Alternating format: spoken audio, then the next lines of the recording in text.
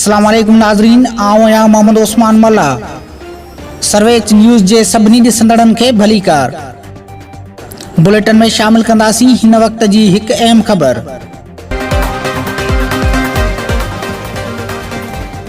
तालका दौलतपुर बहाली कमेटी जे अॻवाननि पारां यूसी सईद कंडो जे मुख़्तलिफ़ ॻोठनि पहुची गॾिजाणियूं कोठायूं ऐं ॻोठ सईद कंडो जे मुख्य चौक ज़रदारी सुखपुर चौक ते तालका दौलतपुर बहाली कमेटी जे गॾिजाणी पिणु कोठाई वई। उन मौके ते तालका दौलतपुर बहाली जे जदोजहद कमेटी जे ऑर्गेनाइज़र इंजीनियर अब्दुल करीम अबड़ो पंहिंजे टीम जे मेंबरनि अब्दुल हमीद अब्बासी, मोहम्मद यासीन जूणेजो, मोहम्मद रफ़ीक शाह, गुलाम मुस्तफ़ा जूणेजो ऐं रहीम खानज़ादे शिरकत कई। उन मौके ते तालका दौलतपुर जे बहाली जे जदोजहद कमेटी जे ऑर्गेनाइज़र जनाब इंजीनियर अब्दुल करीम अबड़ो तालका दौलतपुर जे बहाली बाबति तफ़सीली ब्रीफिंग ॾिनी।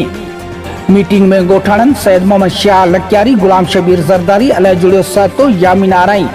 ऐं ॿियनि ॻोठाणनि तालका बहाली जदोजहद कमेटी जे अॻवाननि मोहम्मद यासीन जूणेजो, गुलाम मुस्तफ़ा जूणेजो ऐं अब्दुल हमीद अब्बासी तालका दौलतपुर बहाल कयो जे हवाले सां एहतिजाजी रैली कढी मुज़ाहिरो पिणु कयो।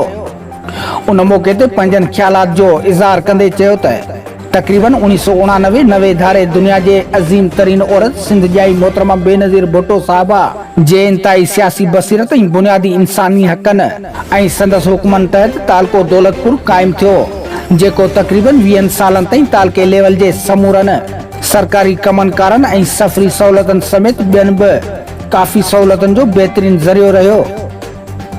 उन दौरान काफ़ी सरकारी इदारा क़ाइमु थिया, के इदारा अञा क़ाइमु बि थियणा हुआ।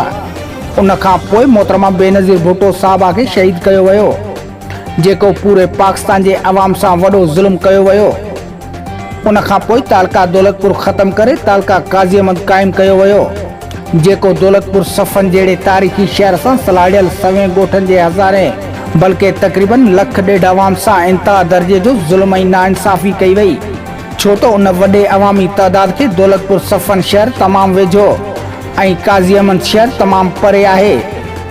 तालका काज़ी अहमद जे 3 सर्कलनि काज़ी अहमद, सावड़ी ऐं दौलतपुर मां तक़रीबन 2 सर्कलनि दौलतपुर ऐं सावड़ी या 17 यूनियन काउंसिलनि मां तक़रीबन 11 यूनियन काउंसिलनि ऐं 3 टाउन कमेटियुनि काज़ी अहमद, दौलतपुर ऐं शाहपुर जहानिया मां